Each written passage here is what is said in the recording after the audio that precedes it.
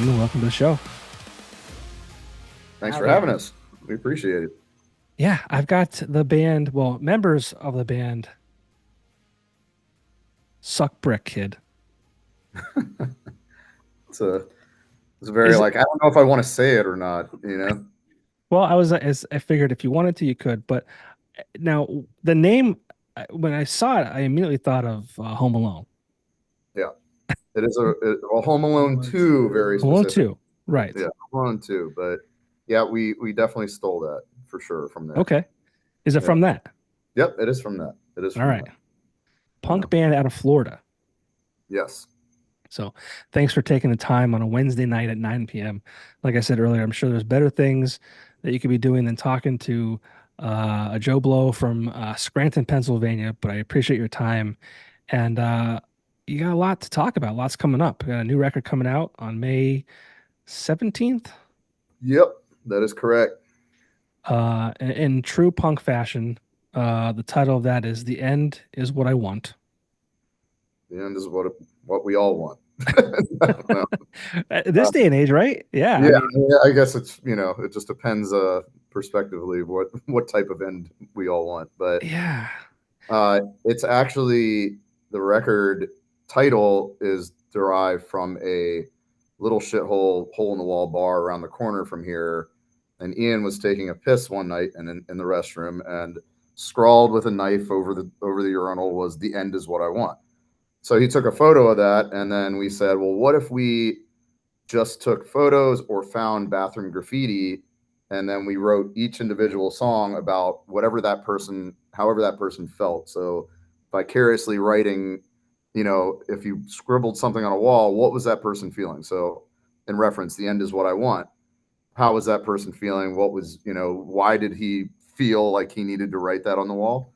Or knife it on the wall, know? And so we took that as concept and then said, let's just write about how this person, whatever it is that they wrote on the wall, was feeling at the moment. So we took a lot of liberties there, and it gave us a lot of, creative freedom to write, the story behind the scribble, so to speak.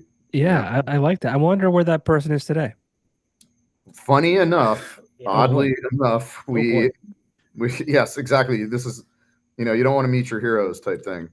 But we were sitting in that same bar and talking to the bartender about months later too. Yeah, it was way far later. I mean, and we're sitting there and talking to the bartender, and this comes up that we saw this bathroom graffiti that says "The end is what I want."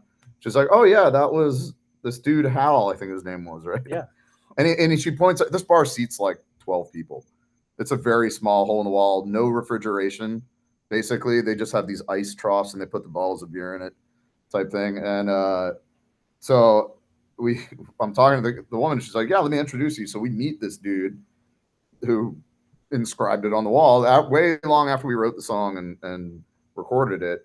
But it was eye opening. I don't want to give too much out on what his definition of "the end is what I want," but okay. I don't think he had the best life, in general. So it was just awkward and crazy, and it definitely put a nice bow on the project for us to be able to, talk with this dude a little bit and kind of, he inspired the whole concept. Not to say that he's an inspirable person, but it's you kind of get what you get there.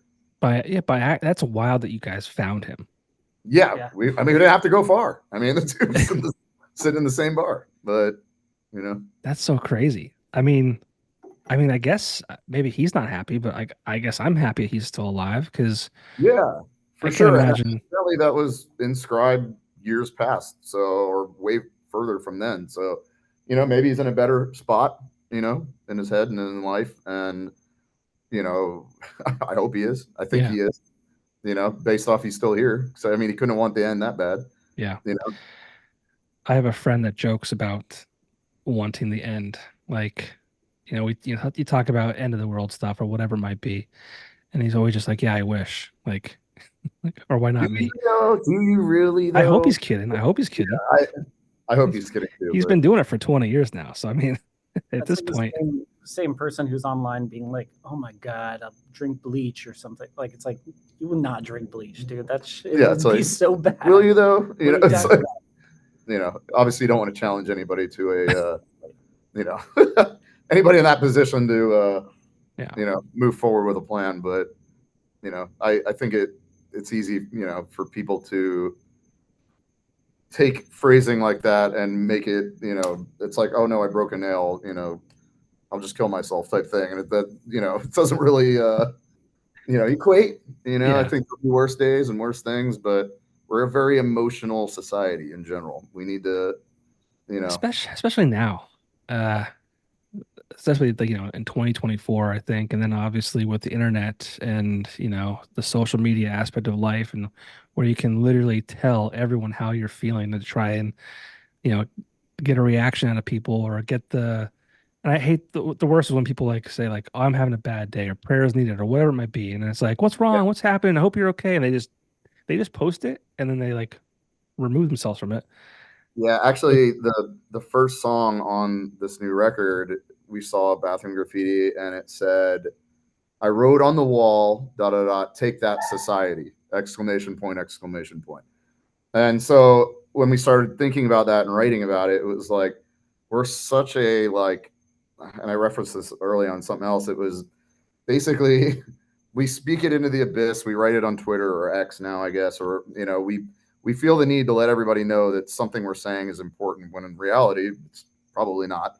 Right. 9 times out of 10, but we feel this need to regurgitate this information to society, and 9 times out of 10 it's some bullshit that doesn't matter, and in reality that's pretty much what everybody's saying. I know internally we take it as like, oh man, this matters, or oh, I better give my opinion on this subject, but I have no expertise in it, Right. but that's just kind of internet culture in this day and age, and everyone's got a soapbox, so to speak, to be able to stand on and give us a decree of importance that is irrelevant. And that's my perspective of internet, and somewhat of our band's perspective of a lot of just garbage and gibberish. And so the first track on the record is a pretty nasty little song about what you're saying doesn't matter and we don't give a shit type thing. But I you like know that. I just think that it's so easy now for everyone to get caught up in their own shit, so to speak. Just that everything we say is not important. Everything I say is definitely not important at all. So the rest of this world, I feel even less on. So it's let me start there. If the bar is here, Yeah. everything you're saying is way down. Not you, but No, I the, understand. the proverbial you, is a little bit less important. Yeah. I I mean, think I if we hate. all looked at the world that way a Yeah. little bit, maybe we'd be kinder to each other, and maybe we'd be a little bit better because we're not so self-focused on, whatever we think is important to get out there for no one to hear. Yeah. I mean, I hate it. I mean, I love it because I can do stuff like this, right? This wouldn't exist without the internet. But like I try not to do too much on the internet. Like, I mean, obviously I share the podcast, I share, artists that I talk to and all that kind of stuff, which I love. But like as far as what I had for breakfast or lunch or dinner or like yeah, there's countless things. You just open up Facebook or Instagram and it's like you said, people just think they're important. And like I always think I'm the least important person in the friggin' world. Like honestly, like with no disrespect to any of the influencers out there, the influencers, it's like they influence what they influence what we do, eat, think is cool. They influence what we should be shopping for. They influence, the places we should go. Why? I mean, just out of curiosity, just somebody give me who ordained this person the influencer? We You know, did. we We did. did. Exactly. Yeah. What is wrong with us? Why are we giving power where there's nothing? But and again on the internet and the concept of it, be careful. I mean, we all have seen what happens, in Terminator 2. We know this is a slippery slope where we Yeah. could go. The more we get into this, and the more we say, "Damn, it's cool to have the internet." But just remember that at the end. I blame everyone else. I don't blame me. I didn't vote for it, and I never gave a decree of support for the internet. So it's I don't know, dude. I think I was friends with you on MySpace. yeah, that was the last time I was no. The internet's Top good. eight. Top eight. Yeah. Yeah, top 8. I was in Ian's top 8. Yeah. At some point. You know, but Yeah. yeah, I think of course, there's positives. This show exists because of it. Yeah, So, I guess.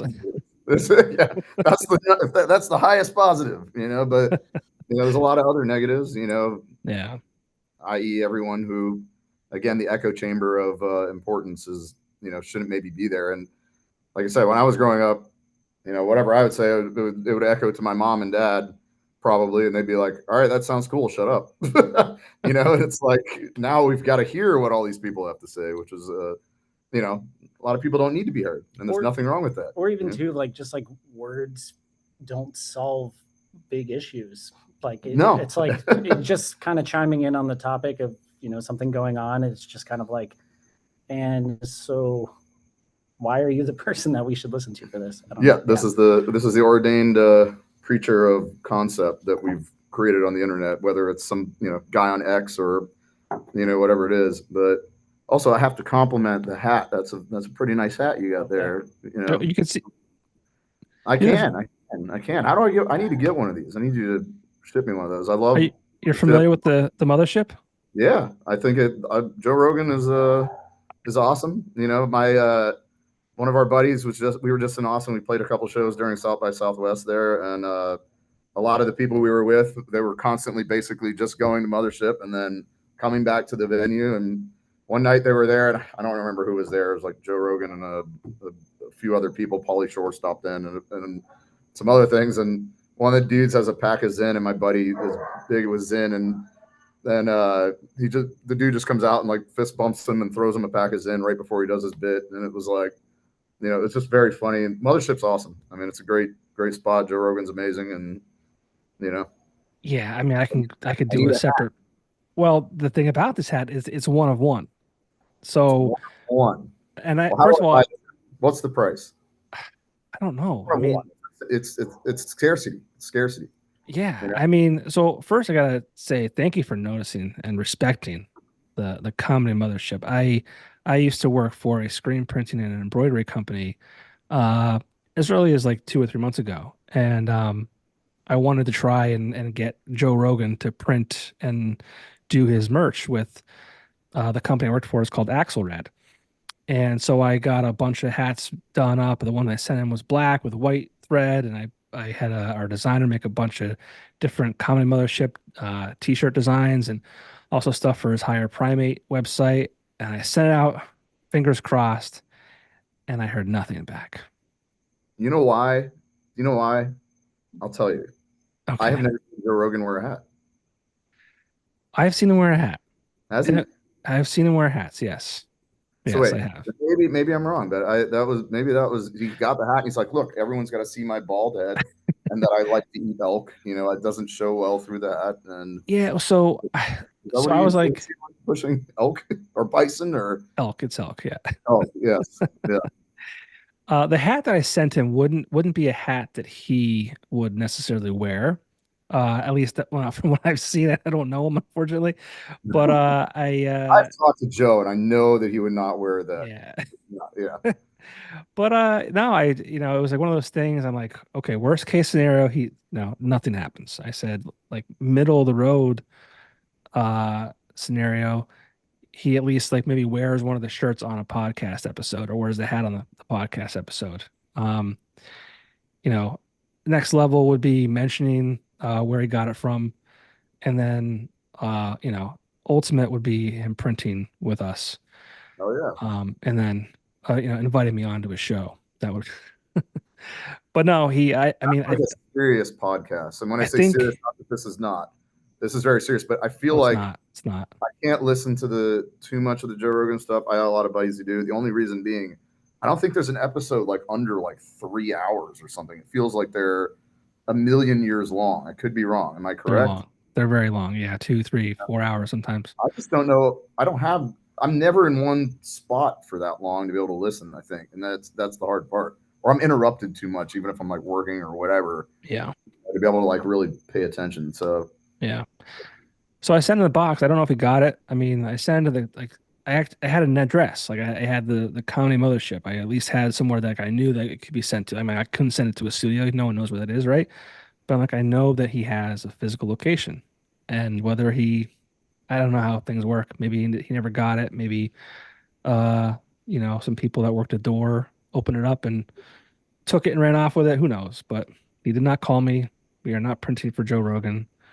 I will not be appearing on his podcast. So, Well, I don't see a point in appearing on his podcast until he acknowledges the efforts that you've given him. So, you're right. I wouldn't accept that invite if it was presented. Of You course, you're right. You are right. But You we're not know, here. like- We're not here to talk about Joe Rogan. We're not. I mean, I could talk about him all night. I mean, we What could. a what I was a what going a to actually say earlier you said Joe Blow, and I was wondering maybe have you tried that? The gum. the gum. Should I send? No, I'm fucking around.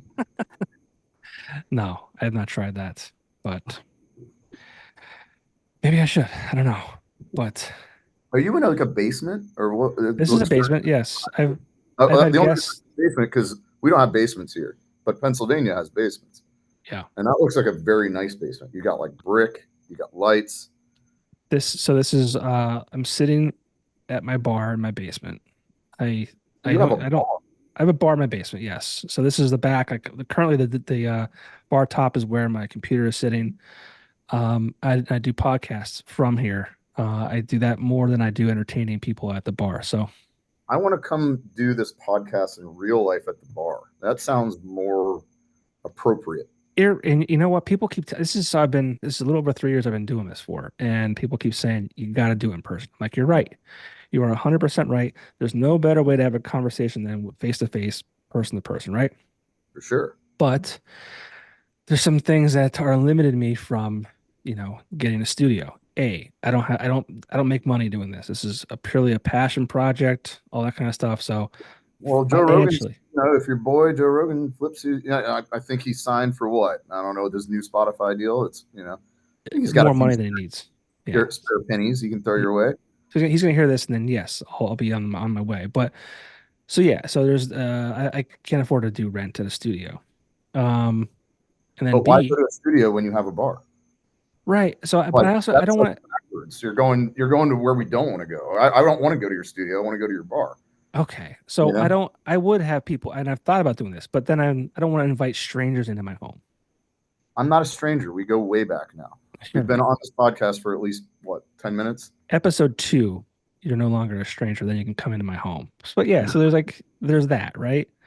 And then I do it at night. I've got 2 kids. I'm married, so like I do the dad stuff. Like tonight, I left work early, got my son, took him to baseball practice, got home, ate dinner, did the homework, practiced his spelling words, played a game of Sorry really quick before bed, which, by the way, I Love can't Sorry. be. My wife and I lose to him every single night.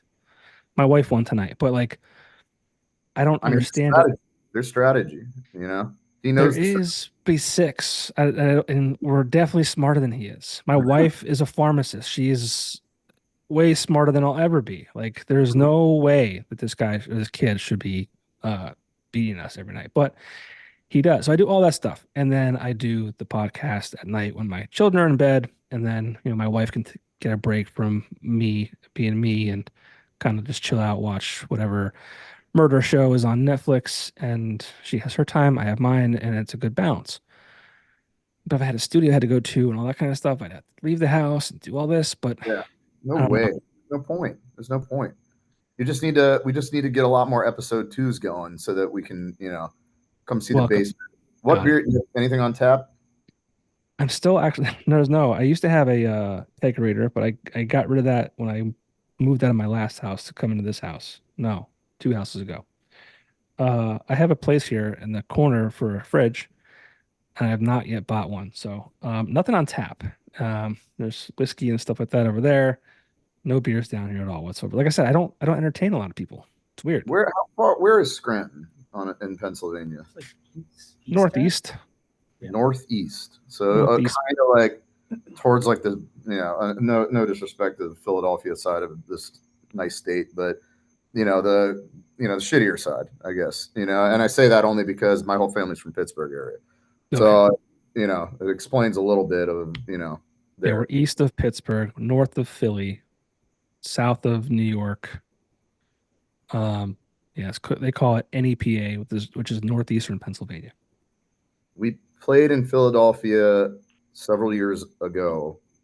Terrible people, terrible crowd, Really? horrible, bad sports fans. Oh, No, I'm kidding. It was an awesome show, but it was a place called Underground Arts. I don't know if anybody's familiar with it or you're familiar with it, I'm not. but it was a cool spot in Philadelphia. I think it was Philadelphia. It was Underground Arts, but yeah, I don't know much about Scranton though. Like, I don't know what the good. I'm trying to wonder what you would have on tap. Basically, is where I'm kind of going with all of this. But Yingling. I mean, Yingling's such an Yuengling. easy answer. It's a Pennsylvania or Pottsville, Pennsylvania, right? Yeah. Yep. I mean, is There's that Susquehanna Brewing Company is in Pittston, Pennsylvania, which is what's that? what was the name of it? It's called Susquehanna Brewing Company. Good. Yeah. Trying to think what else. Lion's Head is in Wilkes-Barre, Pennsylvania. You ever heard that? I have not. Mm. I don't know where Wilkes-Barre is either, though. But there's a Wilkes-Barre lot of like is south of townships and stuff. Wilkes-Barre is south of Scranton. I think what else is I mean, obviously the office was based in Scranton. Yes. Yep. That's We have that. That's the so we have that, which is nice. Which is nice. Which is nice. But yeah, I mean, it's not a lot going on here. Not a ton. We have a couple. We have Montage Mountain, which is about an 18,000 seat venue, outdoor pavilion. Yeah, that's a little big for us. You know, Yeah. we're more of like the 18 capacity. You know, So but FM Kirby Center, 1,800. no, I like 18. Oh, Like, 18 people. Okay, I can find you a spot for that too. yeah, and you're dude in the basement. We Like I could said, do it's a multi-use backyard backyard. summer party. Yeah. 'Cause you guys That's seem like all- yes. you guys are a fun band, and it's your description is loud as fuck and fast as fuck. Yes. See, that's been ordained that way. The Yeah. internet spoke. Right? That was the best we could come up with too. That was like we were trying to be as descriptive as possible, and that's what came up. Well, I got this other thing, and I kind of want to read it. I don't know if one of you wrote it or if you had a PR team write this or what it might be. Yes. But do you mind if I read this? Our PR team, you know, is a huge with our budget. It's again, we've got Joe Rogan money over here, Right. so we hire multiple PR people to write our. See that? What was it? Fast as fuck and loud as fuck. That's what all the money in the world can buy is that right there. Well, that's This- kind of like the Pepsi logo. It's simple, but it's profound. You know? This is so it's just Chat GPT is what you're saying. Essentially. Well, if that's what PR is now, which I'm not doubting it is, because it can probably write at least correct grammatically. But Yeah. Well, do you mind if I read this quickly for anyone listening? Let's do it. I don't know what you're going to read, but please do. Okay. Well, this might make it fun then. Think back to the last time you ripped a steamy piss at your local dive bar / venue bathroom. Did you stop to take note of the musings or the scrawling so delicately placed on the wall? Did it make you laugh? Did it make you cry? Did it make you angry or upset? Did you contribute? Did you rewrite history? We wrote a record about how we think you felt when you inscribed your life's work to that snot rocket inhabited bathroom stall. Some say this is our Chinese democracy. We simply think there's so much more in your words that inspired us that we could never belittle this record that way. Signed, Suck Brick Kid. I think that really embodies the record. I think it sums it up nicely. You know, it's very factual. You know, Yeah, it's a lot of questions. it's a lot of questions. A lot of questions. You know, Yeah. we don't not a lot of statement, but Open-ended, right? it's open ended. You know, it's up for interpretation. You know, a lot of it. And again, I think the writing process of, you know, whatever this person, if I could talk to every, you know, all 10 or 11 people or whatever, however many tracks on this record who wrote whatever they did on the wall, then I would have a little bit better perspective. But they didn't give me a lot of info. So we just kind of expanded upon their one sentence or their, you know, whatever they were feeling so obligated to put on a bathroom wall, you know, or bathroom stall, etc. You know, sometimes writing on a toilet, you know, which we've seen. I think the record, the vinyl insert is going to have actually all of the photos of the inscriptions, you know, or the bathroom graffiti. And so it'll at least give perspective to each song, and each track is named exactly what those inscriptions are. You know, And that's such a cool like concept. It really is. yeah, it was very unique and a lot more fun than, you know, quote unquote, writing the song about the girl, you know, or whatever. We're kind of collectively getting a little old for that, and Right. I'm kind of bored with that concept. And I mentioned on something earlier that it's more about, at this point in life, writing about, you know, divorces and bankruptcies and, you know, my kid's a fuck up or whatever variation, which my kid is not. So please don't Good for take that you. the wrong way. Good for My you. kid is awesome. But I mean, real things that, you know, adults actually deal with, not, you know, who we're going to prom with and my first beer.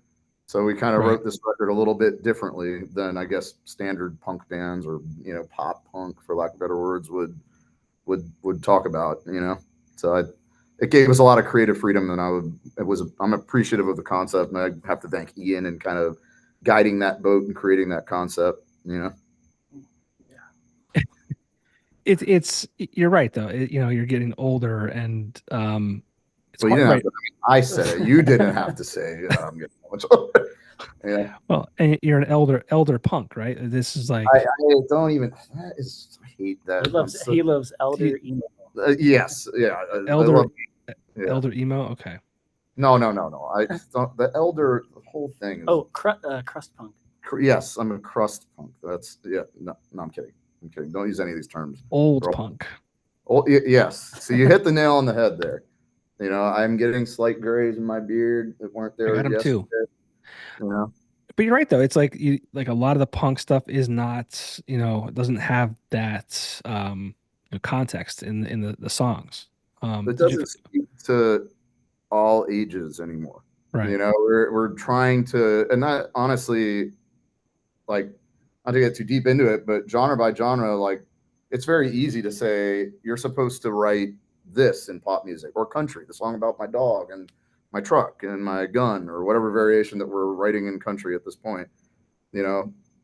But if you take pop punk or punk music, it's typically all written about the same shit, just like country is, except it's all boring and been done over and regurgitated in a copy of a over and over, and that is boring, and I don't care about listening to that anymore, you know. So we kind of did this in a selfish way to write about things that we want to write about and want to hear about, and things that, you know, dudes in their 30s and, you know, even in their 40s are looking at in real life and going, well, yeah, this speaks to me a little more than, you know, who I'm going to prom with, etc. That shit is, Yeah. or a mood ring, if you will, you know, or whatever cool, you know, fucking trash that we can write about as punk bands. Yeah.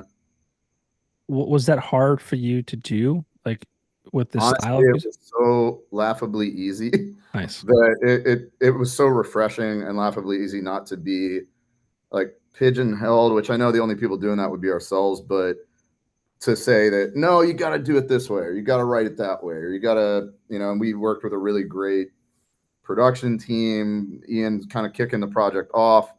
A guy named Andrew Wade helped us in pre-pro, who did a lot of great records for really big bands like A Day to Remember and The Ghost Inside and some nothing in our genre or anything like that. But he's got a really good creative approach to songwriting, helped us a lot with that. And then we got to work with another guy named Andy Karpovic, who tracked the record and kind of, you know, put the bow on it. And, you know, and then it was mastered at a really great punk room in Colorado called The Blasting Room, which has done so many amazing records, from everything from NoFX to, you know, Hot Water Music and a lot of other punk bands that we have loved throughout our lives, you know?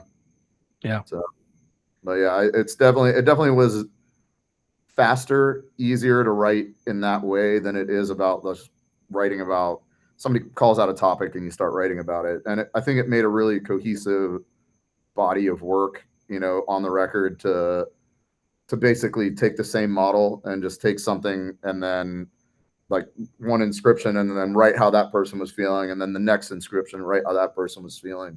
I think it made it a lot easier for us to put ourselves in those shoes and write, you know, vicariously, instead of being like, oh, we need to write about something internal and, you know, try and fight those emotions in whichever way, whether positive or negative, to try and make something. You don't have to essentially put truth into it. Mm-hmm. And I think that made it easier and more efficient and digestible for us to get the record done. Yeah, I can imagine that. Because I'd always get hung up on if I tried to write a song or anything like that, which I can't. But I think I'd always like kind of look inward, like what am I going through? What am I feeling? Like how do I put that on paper? I don't think I would be a good storyteller where I could just create these, whatever it might be.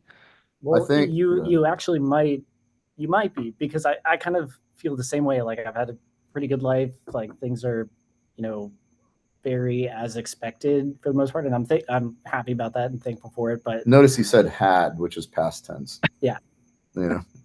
Yeah. but it's kind of nice to like springboard off of some other stuff and just see where your adult mind can go, in like using your imagination, like being able to just look at a photo of some grody fucking like bathroom art and come up with this whole vivid like scenario that gets played out and there's characters and stuff. Is like, it's fun. It's just like, and it wasn't like, all right, I got to build this and I got to like start introducing these characters. It was just trying to, and it was just me and him sitting there like on this shared Google sheet, just like listening to the song on loop, and then writing, like not even talking in person, but like writing a little like kind of funny thing. I'd be like, all right, take a look at this. And then he would look over at it and he'd be like, oh no. Yeah. He's like, okay, oh, hold on, wait, that makes me think of this. And then like, yeah, we were like, just.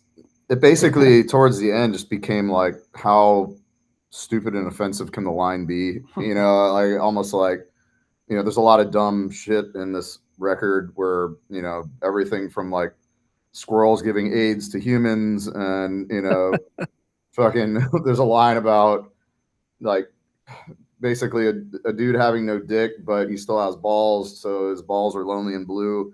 There's stuff like that throughout the record that is really stupid that we obviously took a lot of liberties with, which it's not going to be for everybody. And that is totally fine. It's not meant for everybody.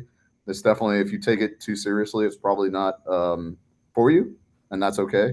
But I think that it's it's been the most enjoyable process that I've gone through in writing a record, because it's given us that creative freedom that you don't always kind of get when you're kind of held into an area. And, collaborative writing is kind of how we've always approached it within the whole band. So, but a lot of the lyric side is done with him and I alone, which is, I really like, because you don't have, 10 voices kind of saying, write it this way or write it that way. Right. Which I've been in projects and shit like that before, where you're trying to model it to a certain way, which always means it's not as creative as it can be, And so this is kind of like taking the handcuffs off and letting us be as creative as we want to be. And That's what I really appreciate about the writing process on this. And it's been, well, you had the one record I think came out in 2020. It was like acoustic versions. If I'm wrong, correct me. You might be wrong. Our first LP came out probably about that time. It was called Salt to Taste.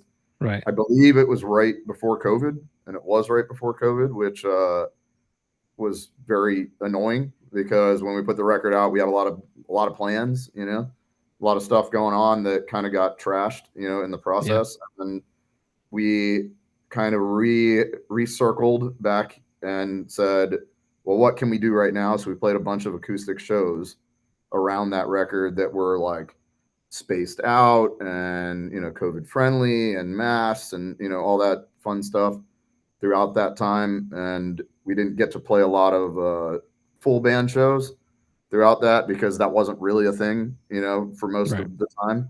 So we live in a very open state in relation to COVID. Florida was kind of like, oh, well, we've been closed a month. Let's open the shit back up. Yeah. But shows were still very not real here.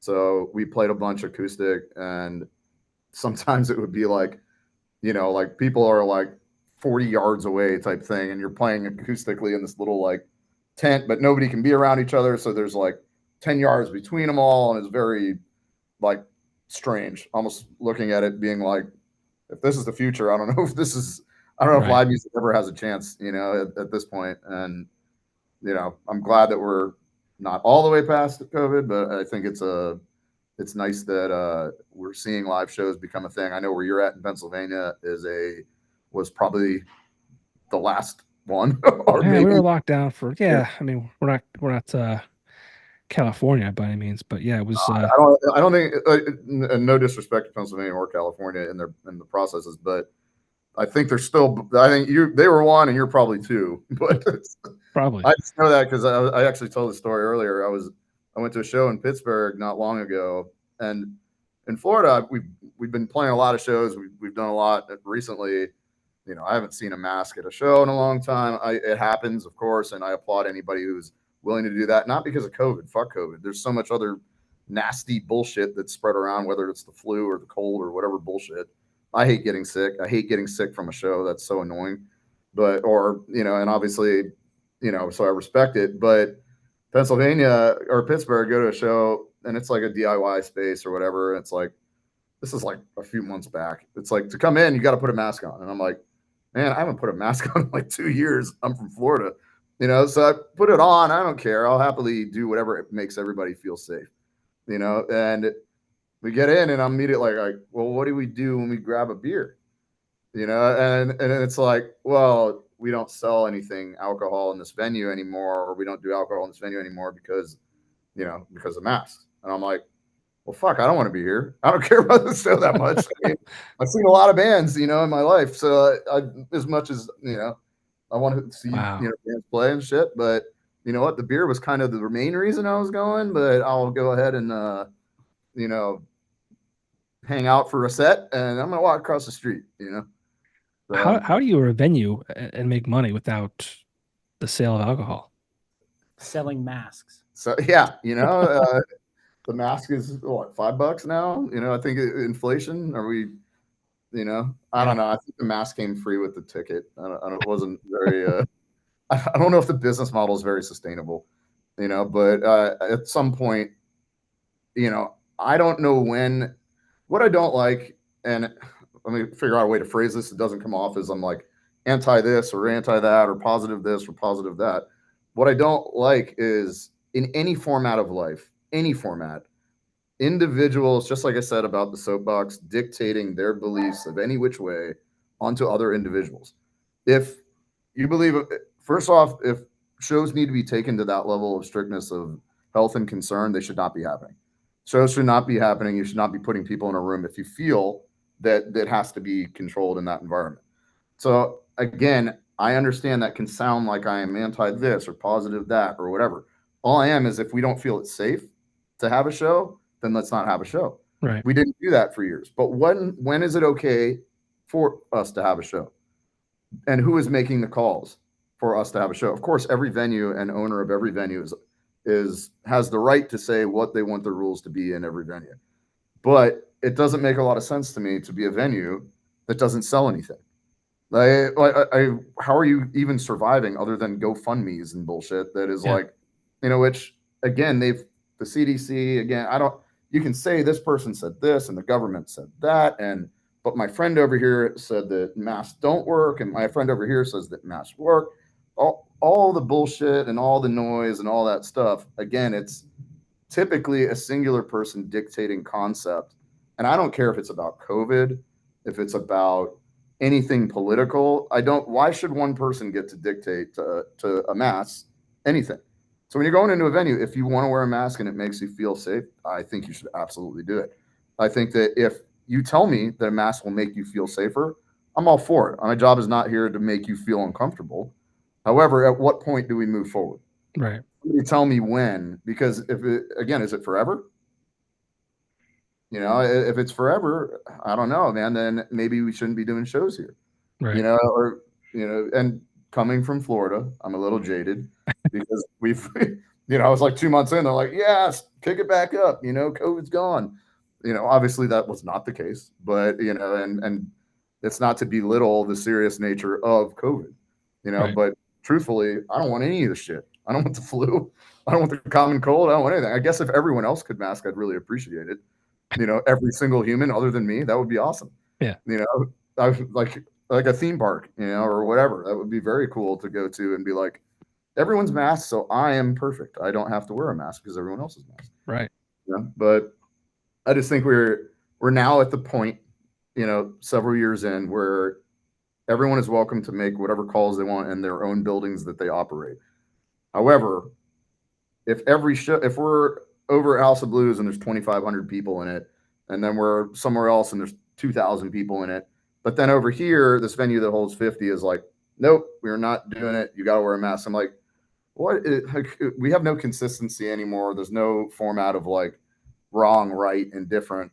So to me, it's very frustrating. I reference this and going through putting a record out right before COVID came. I know there was a billion other things in the world that were more important than a record coming out right before COVID. Obviously, the whole world collapsing, everybody losing businesses, people losing loved ones. All of those things are infinitely more important. Selfishly, selfishly, it pissed me off that, of course, that our record came out right before all of that should happen. Of And course. having a bunch of COVID-friendly shows, I really looked forward to the opportunity to play real shows with real faces and real people. And, so I think that everyone yearns for that in that world. The live music setting is what we, the only reason any of us go to concerts or any of us do that. So the faster we get back to it, great. Of course, there's the safety nature of it. But if the CDC and all these things are saying good to go, again, now we're picking and choosing as an individual what we're going to dictate onto everyone else. And that, to me, if you talk about punk or quote unquote punk rock or whatever, the status quo and copying what everybody tells you to do is, in my opinion, not why that was created. However, to each their own, so I think creating your own narrative is kind of what that is. I don't believe that at this point we need masked venues. That's my opinion, because the same people pushing those things, I see them going to Disney World, et cetera, and all these other places where I'm like, it's kind of like at this point grandstanding or like a look at me concept, where I don't know, I can't tell if you're serious or you're not, because you're with 20,000 people today. Yeah, you're wearing a mask, but I mean, dude, you're with 20,000 people and now you're saying that everyone around me's got to do X, Y, or Z. Yeah. But you can't enforce that with 20,000. So why are you enforcing it over here? So some of that stuff is kind of weird. And again, Florida perspective is definitely different than Pennsylvania, definitely different than California. Yeah. But every time I visit other states, I always find it not humorous, but humorous when I'm told I need to put a mask on at this point, to go into a show or whatever. And I'm like, this place didn't get the memo, 2 years ago that, yes, there's vaccinations. Yes, you can do all of those things and do them all. I think everyone should do whatever they feel makes them safer. Wear a mask if it makes you feel safer. I'll even wear masks if you say, hey, if you wear a mask, I would feel safer. Of course, the idea is to make everyone feel safe in whatever space they can be. However, making policies about it becomes, in my opinion, at this point, kind of weird, because you're just personally making like a decree that others need to follow now. So I can say anything I want, but if I'm sitting at the venue door, now all of a sudden I've been made, a czar somehow, or been granted the I don't care what anybody says, you need to put a mask on in this venue. Whether I own it or not, I've seen that happen as well, just depending on the perspective of the door person. So I don't like being force fed anything, whether it's that, and at this point in time, before, trust me, I wore a mask constantly, or for fucking years everywhere. But how many years are we going to go, and when does it end? Right. If somebody, give me the answer to that, and they're going to say when COVID is gone. COVID is never going anywhere. Never going. Yep. It's going to just be less and less, hopefully, knock on wood, less and less potent. The vaccinations obviously help. I'm going to sit here and say, anti-vax and all this bullshit. I think that there's validity to getting our, what is it called? Our immunity, the antibodies, et cetera, up, to eliminate it. But what I really want to see is just the return of live music in a normal fashion everywhere. I don't like the differences from venue to venue or state to state, or the policies that every single place just decides, on a whim. I think that is the problem, that I see sometimes when I go to a venue, especially in the punk scene, more so in the punk scene than in any other scene, I feel like it's optics, and I think it goes back to The internet. There's so Sure. much this perception, and I don't want to be viewed as this place that is X, Y, or Z. And it's just like, instead of like just doing what you feel is right, or what you want to do, you're always wondering like, well, what are they gonna think of me if I do this or don't do that? It's too much. Well, yeah. Again, I don't, I know. I just look at it different. I don't look at not everything is a popularity contest, and I'm not running for fucking mayor. I So know. I'm not sitting here going, oh, well, if I do this, then somebody will like me more. Or if I do this, then somebody will like me less. So I don't judge at this point, I've gotten old enough to go, I don't look at it and go, if you don't like what I'm saying, trust me, I don't fucking care. Yeah, And if you like what I'm saying, cool. Let's have a yeah, chat about it. And that's kind of my perspective. I'm not here to make anybody happy. That's not my job. At the same point, I respect every human in the planet. I'll yeah. do whatever makes everybody happy in the long term. However, it's not my job, your job, or his job to just acquiesce every human being and their requests all the time. Yeah. I could ask for anything. I could say, look, if you're coming to our show, you must bring us 3 green M&Ms to get in.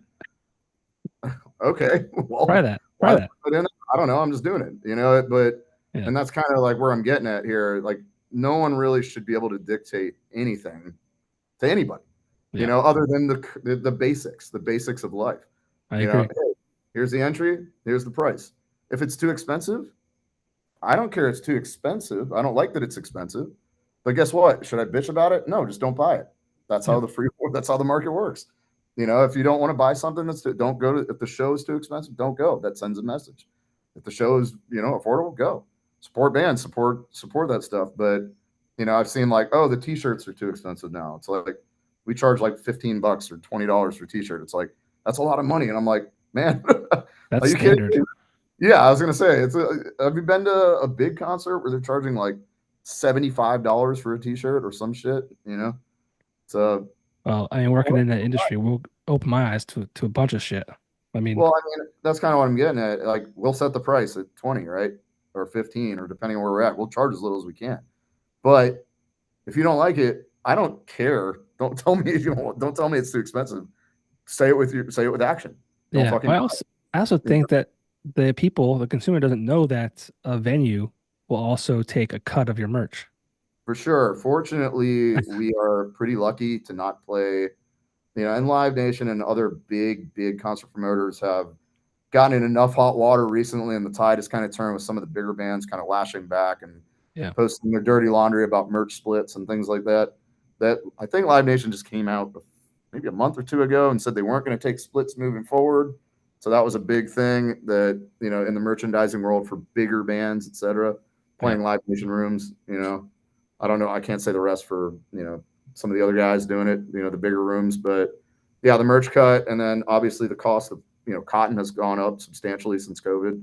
Cost of Well, plastic yeah. and ink, all The that. blanks, the ink, everything. Yeah. Yeah. So all of that rises, and bands are supposed to still charge, $5 to get in and $10 for a shirt. And meanwhile, the beer is $8 at the bar, and you got no fucking issue buying 12 No of one them. says, yeah, no one says shit about that. It's weird. Yeah.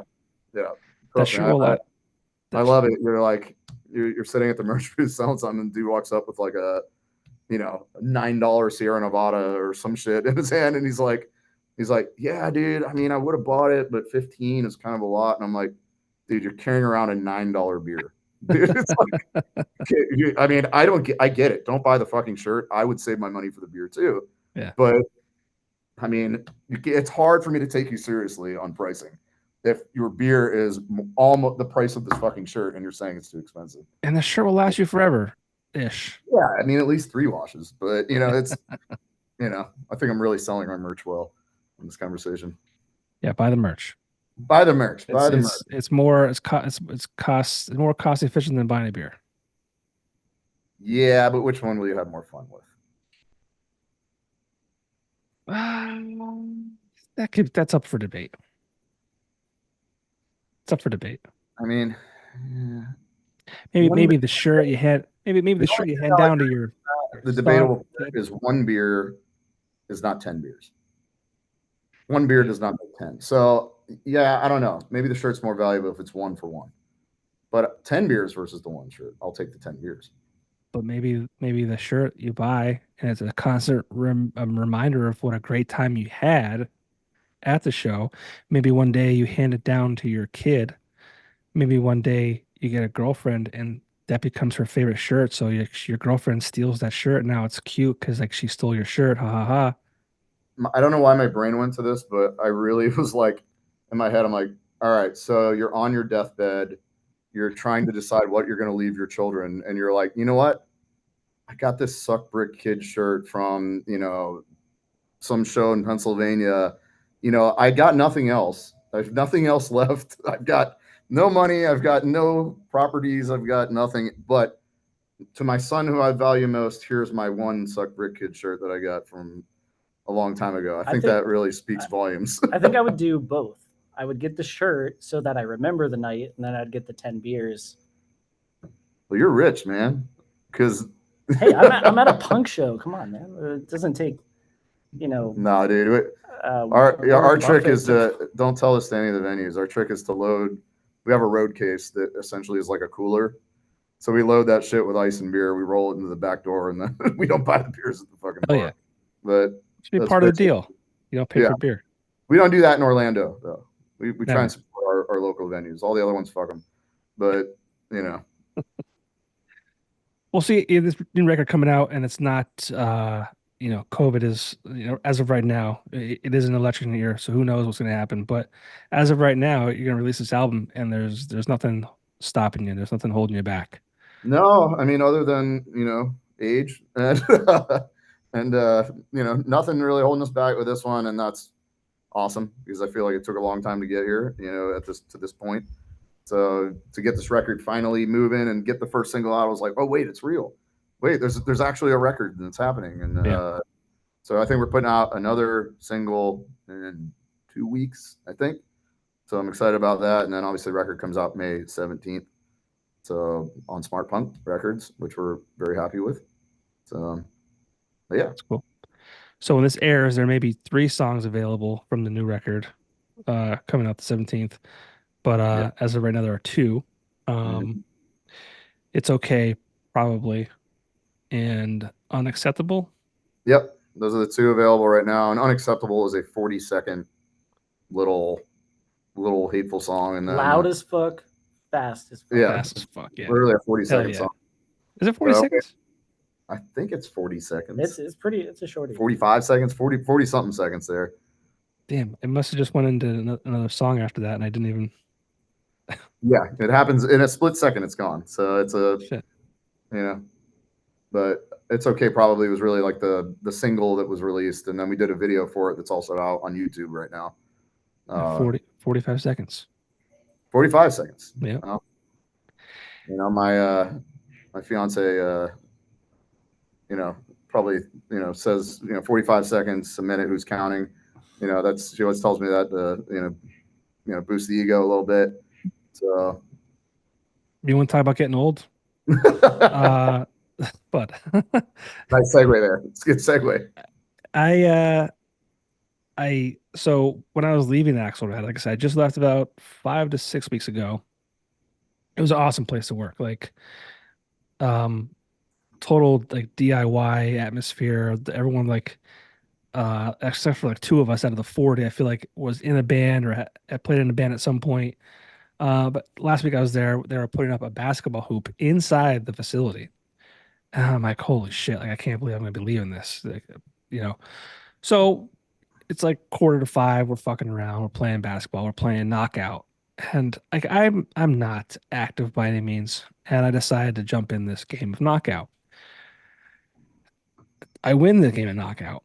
It's me. It comes down to me and a guy who's 30 years old. I'm 41. And I'm like, I can't lose. I can't. Whatever I do, I don't want to ever lose. But we're going back and forth. Like it just won't end. We're both dying. I finally win, and I never felt like I was going to die more than that moment. I just couldn't catch my breath. I'm like, holy shit! Like I knew I was out of shape, but I'm like, is this like? I can't catch my breath. I had to just go sit down in my office. Like I'm like, this is bad news. But I just kind of I shook it off, moved on with my day. But I was like, wow, that's pretty bad. I should probably like do something about it. But I'm like, whatever. I like being fat, eating bad food. I mean, And go ahead. Sorry. no, you go ahead. I mean, what basically in Florida, we don't have a lot of seasons, but it's hot as all hell. It's about to be. It's honestly like 80 degrees or so right now. It's pretty nice. But in May, in June, July, August, it's like 100 degrees, 2,000,000% humidity. So it's kind of like in my head, I'm like, I have 2 seasons of athleticism. Let's put it that way. I could do something maybe, in the winter and in the fall. There's, in the summer, forget it. Like I don't even want to play a show in Florida. I don't want to do shit, and we're about at the tail end. I think we're gonna play May 17th here, and I'm like, let's just wait way out until maybe September to do another thing because it's like that shit affects me a lot more now. The heat more than anything.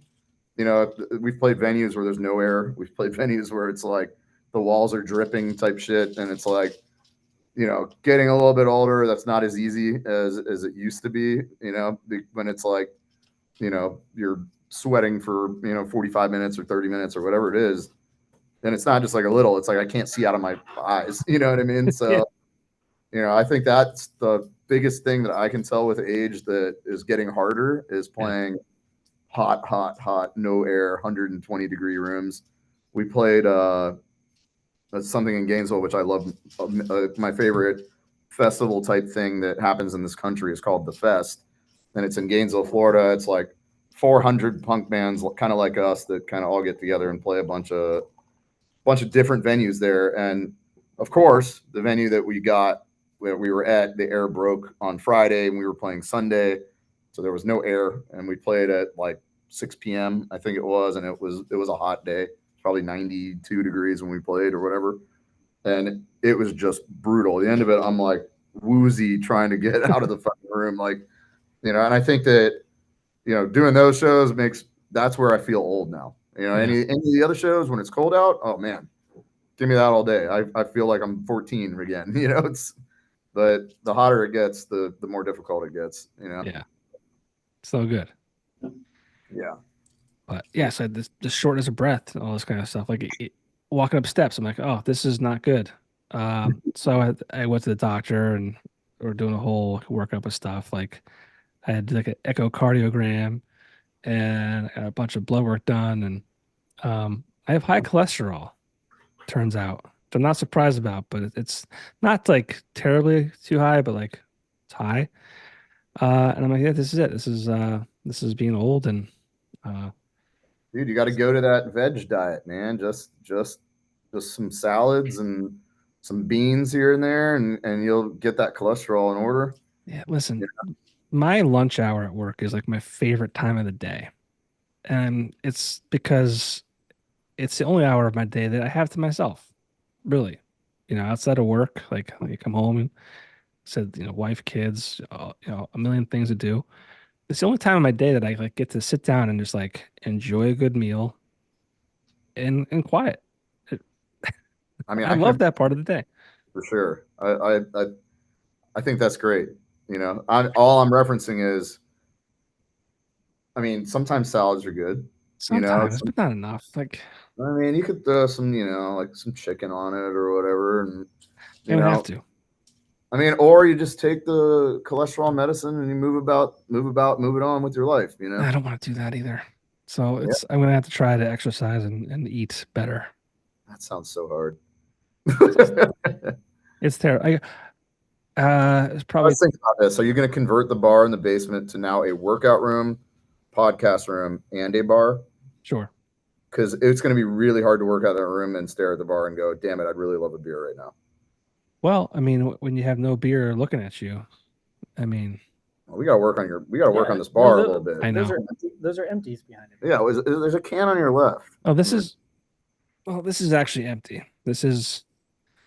Um this is a beer that I actually made. Popko's Porter. Yeah. Dude, how do we get one of those? Well, so I teamed up with a local brewery And he went to the same high school as I did. It's got like just like a brew pub, like a nano brewery. Like I think he has like 7 or 8 beers on tap at all times of his own stuff. And like this whole podcast I wanted to like do to, do the interviews, support bands, promote bands, but I also wanted to do like cool stuff. So we brewed this beer. I actually helped him, and then we sold it, and all the proceeds went to our high school music program That's awesome. for the kids. Yeah, for the kids. For the kids. I initially thought you said "fuck them kids," and I was like, "Oh, No, for the kids. No, this is no Nickelodeon shit here. We're Oh, I was referencing Michael Jordan specifically, but yes. when I asked him about selling shoes, Yeah. not necessarily the Hollywood elites that are evidently flying children from place to place. P Diddy Crazy. and Crazy. that crew. It's crazy. It is crazy. It's nuts. I was watching a documentary on Alanis Morissette, and she was saying that she was like 15, and she would be with producers from like 3 p.m. until 3 a.m. Please tell me that the documentary is called "You Ought to Know." I don't know what it's called. I mean, but you're right. I understand. I see where you're going with that, and you're right. I like that opportunity. I don't know what it's called. I forget. But yeah, it's like these kids, like with these, like it's I don't know. It's weird. It's weird. So wait, one more time. Alanis Morissette is with. She was just with like producers. Like she was like 15 years old, and she was with producers from like 3 p.m. until 3 a.m. in the morning, like by herself. And it's just kind of crazy to think like that was like normal.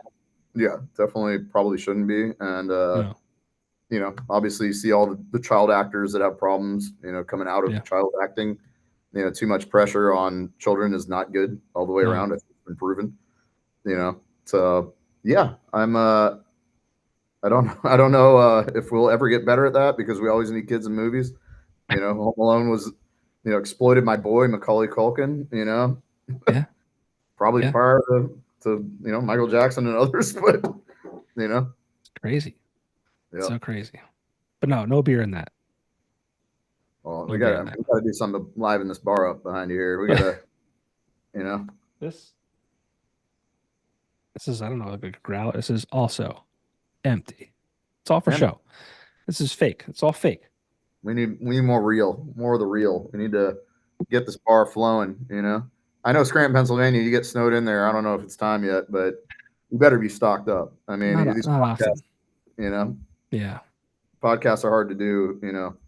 Day 27. Captain's log. And you're like stuck in the basement. You can't get out. There's no food. You better have some beer. Well, the kids really derailed my fun and alcohol intake. My son will sleep until 7 a.m. every day, like clockwork. My daughter, though, she's a wild card. It could be 5. I got an answer for your son. Okay. We're going to keep him up until midnight. Flashing lights, extremely loud music. I mean, Guantanamo Bay style shit. Keep him up till midnight. Then he's going to wake up at like 9 or 10. And then you're going to be like, all right, we got it solved. No. Parenting a suck brick kid. No, he'll like I've let him stay up till like 10 sometimes. Like on New Year's Eve, we let him up till 10, 7 a.m. And that's fine. I don't care about 7 a.m.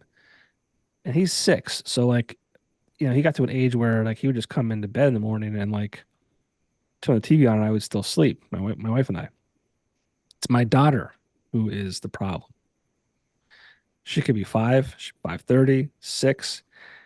And it's never consistent, so you never know. I can't. Yeah, that's hard. 5:30 a.m. So you got to get more on that happy hour schedule. The drinks start at 4, home by 8, 9. Up at 5. That's that schedule. Yeah. And eventually they get out of it, and then they're gonna sleep in all day. And that's what I hear. Yeah. Well, I want to talk about one more thing about the band, and I'll let you guys go. Your cover of Blink-182's "I Miss You." Yeah. So I miss you, or is it just miss you? I miss you. I miss you. I think. So Smartpunk, the label, did a 20-year anniversary or 25-year 20 or 25 year anniversary of that self-titled Blink 182 record.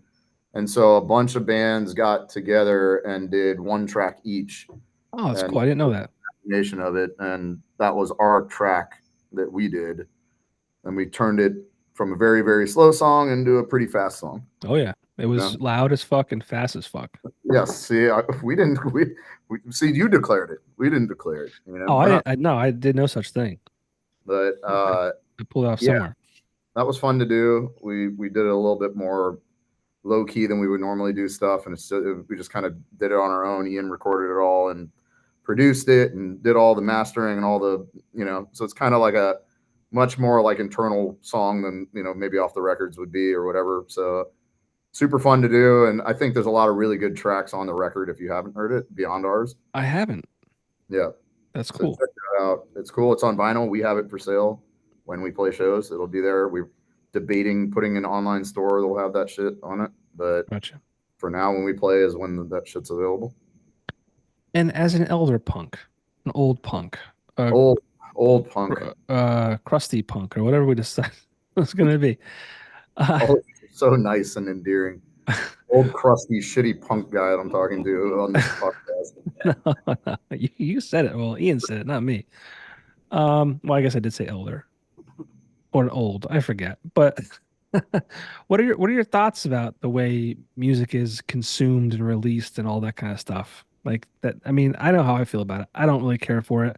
Well, I'm like a 60-40 split. I like getting more, or what I feel is more often, like new stuff from my favorite artists. But I'm also old school, like where, 2 years, get a new record, listen to it front to back, all that kind of shit. Like as being at your age that is old. I mean, old as fuck. Do you care, or is there like a beef with that? With how it's consumed? Yeah, I do actually have a beef with it, and I really don't like the model of singles. And when I say that, like, hey, we're not going to do a cohesive body of music. We're going to release a single. And then in 3 months, we're going to release another single. And in 3 months from then, we're going to release another single. And like the way that is consumed, I fully understand. Like if you're trying to like break into the pop scene, into the country scene, into the, any of these major genres of music, that the world is moving to singles and not records, which to me, I was always excited about records because I wanted to hear you got the first single and you got the second single. But man, most of the time when I would listen to a record that I wanted based off the singles, I found like songs that I loved a lot more on that record than the regurgitated singles that are, being force fed to you. And more often than not, like Spotify, Apple Music, all of those things, it's like, dude, there are 1,000, 2,000 punk bands in this country writing really good shit, really great music that never gets heard. But if I type in any punk playlist on Spotify, it's the same fucking 20 songs, and I don't really understand why we have to be force fed. Don't get me wrong. Every one of those 20 songs is an absolute banger and deserves all the fucking notoriety, whether it's, Bouncing Souls or, Rancid or Blink 182 or, so many great bands. I'm not going to even reference the big middle bands, but what I would love to, like, no matter which punk playlist you go to on Spotify, it's the same 20 fucking songs. You're right. Why? I know why, but at the same point, what if we just add in other good shit? So like me, I don't care about those 20 songs, not because I don't care about them. I think they're great songs, but I'd love to hear another 100 songs from all these other punk bands that maybe you'll discover and see. So I think the streaming dictation is very harder to break into. It's not like, they say it's not pay to play, but guess what? It is fucking pay to play, and it's pay to play as bad as it gets on all of them. It's, who and who's getting paid and who's making the choices, etc. They can say it's not, but it for sure is, and same thing with YouTube. And we actually have, like, I don't know, somehow magically, thanks to the bots, near 500,000 plays on our music video that we just released a few weeks ago, where, previously, I think the best video we had was like 28 or 20 something thousand. Now we've got near 500,000. I don't know. That seems pretty magical to me. It seems like something got bought somewhere, or somebody's palms got greased to make a song, a little bigger. So I think that, I think it's definitely messy. I would like to see, traditional albums done, even if you're going to put out singles. I think that's the fun part, at least for me as a consumer. I Yeah. want to buy the record. I want to buy the collective body of work. You can't buy a single the same way. Right. It's not coming out on vinyl. I mean, maybe you're doing 45s. Who's doing that shit anymore at big level? There, some small punk bands are for sure. But the price of vinyl is so high that to do a 45 is like right near pressing an LP at this point. So it's not worth doing, So the bang for the buck, you can't sell it for much.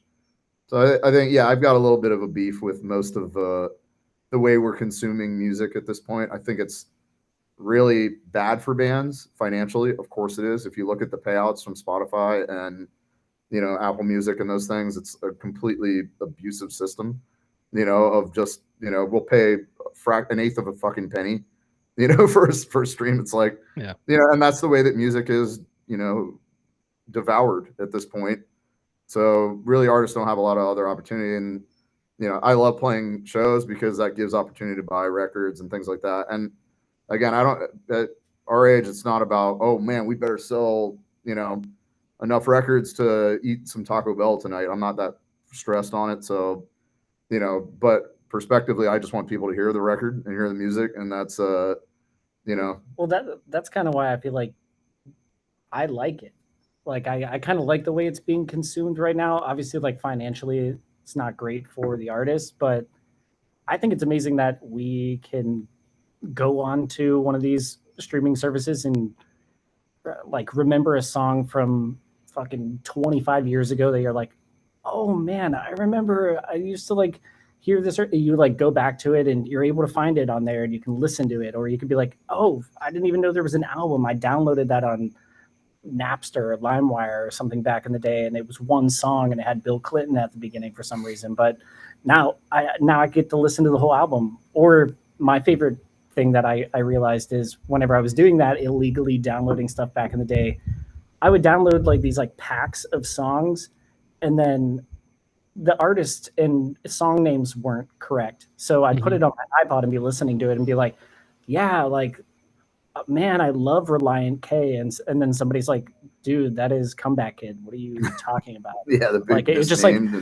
like mismatched stuff that I don't know. It's just kind of nice to have the record like set straight with all that stuff, and you can search it and you can, I don't know, it's kind of cool. Obviously, in the active current setting of releasing music and everything, kind of dismal, but we'll figure it out.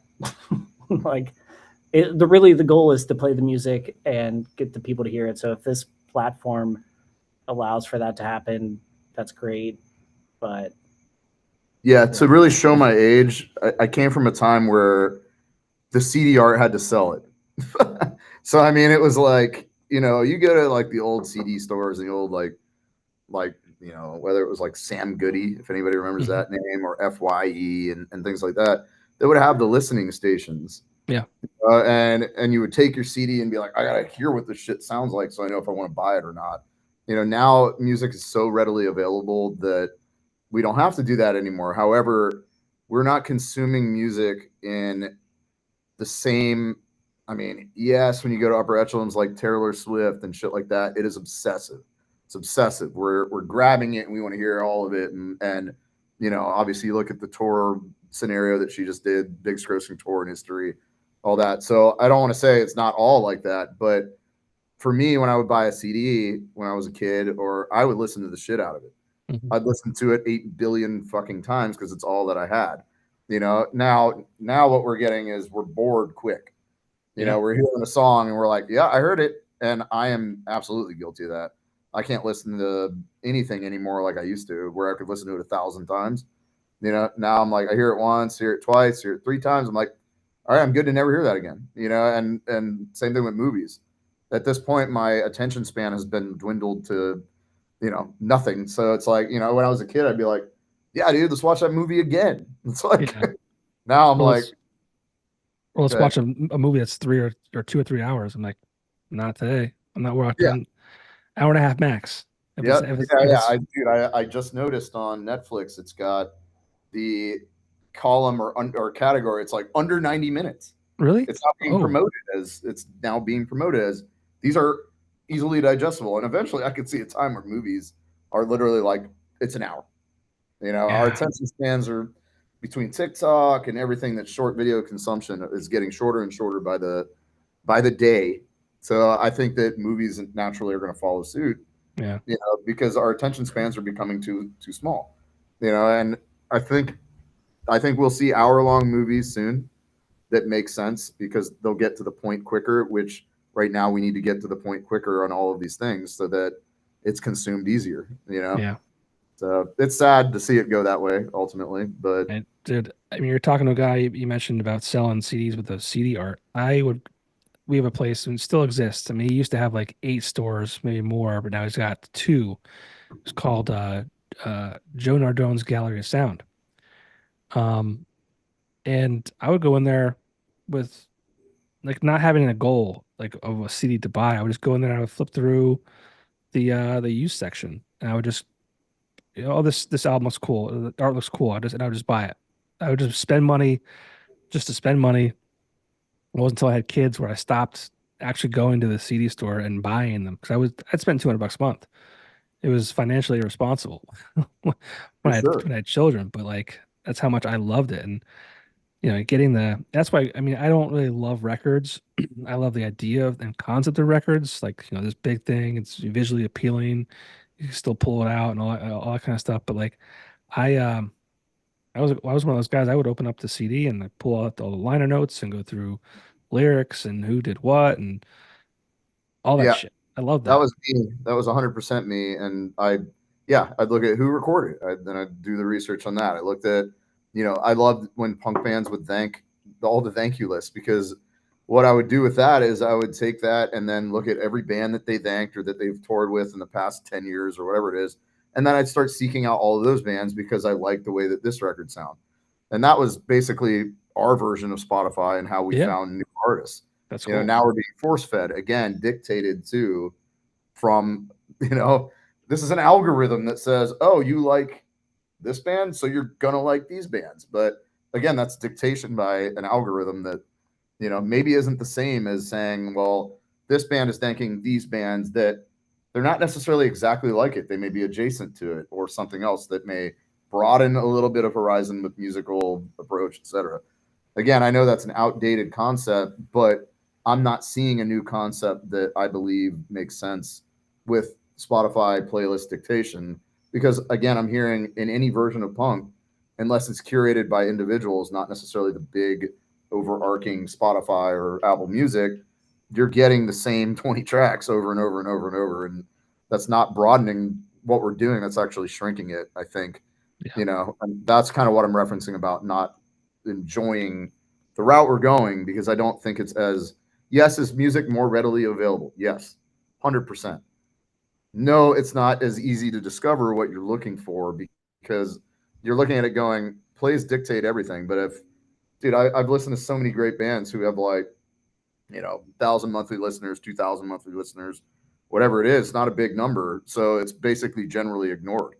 But in reality, this band is so much better than many bands that I've seen that are like, hey, they've got 150,000 monthly listeners. I'm like, man, if anybody would just listen to this fucking band, they're infinitely better and should be, they really should be supported and listened to. But it's like falls on deaf ears, But if you're a fan of four fans of FFO or whatever, or fans Yeah. of this, you'll like that. And it's like, well, you should probably that man should be able to get in that four fans of, and that's sometimes the hard thing that you're not really seeing with Spotify and Apple Music that I'd love to see more good bands get fucking some notoriety, and there's so many of them. Like we've gotten to play with probably over the past 10 years, I don't even know, 500 plus bands that most of them never see the light of day. And that's the stuff that I'm referencing going, man, it'd be cool for some of these bands to get, bands that I'm just wowed by. I'm like, holy shit, how is this band not giant? Give me like 3 of them that I can check out real quick. Dude. uh 3 bands. Okay. Check out Debt Neglector. I'll give 3 bands from our label. Debt Neglector, who is awesome. great crew of human beings that we play with a lot. Virginity, who I love, who is also on the label, putting out a new record. They just announced it, I think, today. So please listen to that. I think they're awesome, and it's not punk. It's very unique. What would you explain it as? Yeah, it's like it's an alternative thing. Alternative, feels like in line with, like, or lack of better words, like Weezer and things like that. Fans of would like it. He actually tracked and recorded the Debt Neglector record. Ian did, so that's why I want you to check that out. It'll support them and support Ian and his endeavors. We got a new record coming out for a band called The Dreaded Laramie. Very unique band, cool band. All those are on the Smartpunk roster, and we just got to play with all of them in Texas a few weeks ago for South by Southwest. So I want to pump those guys so they get a little bit of much deserved exposure that they should have. Well, I do a Spotify playlist. It's I think it's currently at 52 saves, setting the world on fire. It's called Popko's Picks, where I try and kind of cultivate or curate just a bunch of bands that no one had really heard of, just to try and locally here where we're at and just beyond. So and it kind of coincides with what I do here when doing this. So it's I think it's important, because like you said, they're not gonna see the light of day. No, and it's unfortunate because, again, it becomes a pay to play game. Yeah. And a lot of these bands don't have the funding to get this shit heard the way it needs to be heard, or they're not going to pay a marketing company $30,000 to release this punk record that and nor should they, honestly. But we also need to figure out a way to get it in some ears. So it's like there's got to be other ways for this stuff, minus the live shows. Of course, all these bands are playing 100 shows a year, etc. Like constantly trying to get some at least visibility on these songs, but that's neither here nor there versus obviously the massive Spotify, Apple Music, Amazon Prime, all of those like curated playlists that are force feeding the masses. And that's the part that so many bands will go undiscovered until there's a half-ass even playing field, with not an even playing field. Yeah, I hope that. I mean, things change all the time, right? So I'm hoping that like something happens. Something has to happen. Well, I mean, we always move forward in music from day one to now. I mean, we were listening to 4 tracks, and now we're listening to we were listening to CDs. We were listening to what was in between. There was some other obviously cassettes, right. And we now are at digital. But what's after digital? I don't know how we're going to consume music. Talk to Elon Musk. It's going to be the Neuralink. It's going to be in your brain. You'll be like, just think about it. It'll just play in your head. Yeah. So I think, and what are we calling? Does it work like Siri? If you're like, hey, Neuralink, it's got to have a name, some shit. Something like cool. Download me the new, Popko podcast. Yeah. So I think you're just gonna have to think it. You just think it just happens. Yeah. Oof, this is scary. Where we're going. Yeah, because I don't trust my mind. Yeah, I was gonna say, what if I didn't want to think that? Damn it! Now I got this. Now this is how the U2 record got on all our Apple devices. Yes, I'm more concerned with like you be able to communicate with people without having to speak, and like people will know what you're thinking. And I'm like, listen, I'll get in a lot of trouble with my wife. Men in general. Well, there won't be any marriages. There will be no more marriages. There will be no more anything. There'll be like us as a society. We're gonna lock ourselves in little bubbles and be like, I can't listen to me. Yeah. So that connectivity is getting too advanced. Yeah. It's just hard not to think of The Matrix. I think there was a movie. Well, yeah, there was a ton of movies about like that scene where it like just flips over to like everybody in those fucking pods and stuff like that. It's like, oh yeah, that could easily be us. We could all just be in pods. We may be in pods now, by the way. Maybe we are. Maybe this is not even. Yeah, this is not even. Yeah, and I mean, that at least, if that was the version of life we're all living, and if we die tomorrow, any of us, if we pass tomorrow or expire, and then we just start over, but we go back to the pod, and then they just kick our asses back into this world again. It's something else, maybe that's all what's going on, And if it was that's not a bad way, because then death is not finality. Right. I get all pruny after being in the pod in the juice. pods. In Yeah, the I wonder pod how juice. pruny we all are actually in the pods. I'm sure Elon will figure it out for us. Yeah. Just know that when it gets really bad, I'll just be like, you know what? Those fucking guys and suck brick kid. The end is what I want, man. Yeah. Just think of it, and just send the bat signal. We'll be at your bar in no time. In the basement, snowed in with you, just doing a podcast each night. Yeah. Sounds good. Well, if you guys ever get up my way, I'll be actually down your way in June. I'll be going to Disney with the family, Nice. so I won't be able to have fun. But Well, yeah, come up to the where the humans live in Orlando. Not the Mouse House. We live on the other side of Orlando. It's I think Orlando is nationally obviously known as a theme park place, but yeah, there's a whole city of shitheads that live adjacent to it that don't actually ever go down to the theme parks. So it's I encourage others to visit Orlando and not just for the tourism dollars that'll suck you dry on the other side of it. Don't get me started. Dude, I hope that house has got a good second mortgage on it because, man, Disney's some money, dude. Yeah. And also, pro tip: don't go to Magic Kingdom if you want beer. They don't sell beer in there. No beer there. Yeah, so you got to plan your day accordingly. Okay. You get the kids to the Magic Kingdom, get all the bullshit done. Go to It's a Small World, whatever floats everybody's boats over there, and then head over to Epcot. You tour around the world. Yep. That's where all the drinks are. You put the kids on some ride in Mexico. We'll see you later. Yeah, we'll see you later. Just keep riding it around the pyramid, and we'll be back in like a couple You're hours. 6, right? You can get you and your sister back to us. Okay, great. I mean, it's pretty confined. There's like buses and monorails. They'll figure it out. Yeah. Well, guys, best of luck with this new record. May 17th. The end is what I want. Smartpunk Records. Yes. No pandemic. No pandemic. Looming. Well, I mean, depends on the state. Pennsylvania. Looming, yeah. I don't know if we'll be up in Scranton, but if we get there, hit me up. Yeah, if you get close. Yeah, if we get there, we got to get the second podcast so we can come to the basement. Right, the basement bar. Right. The basement I'll have to stock it with some beer, but yeah, I'll bring some beer. You don't have to bring it. I'll stock the bar. What kind of beer do you like? What's your go-to? All the damn beers are good. I mean, same. No sours. You know what? Sours are terrible. I hate them. Yeah. What? Who decided this? Again, some asshole dictated to society that we need sour beers. And of course, it's the same guy who's still munching on Sour Patch Kids and bullshit. Yeah. All those really bullshit things. Come on, man. I want a beer, not a fucking candy. Sours are a mistake. They're an abomination. We should get rid of them. We should.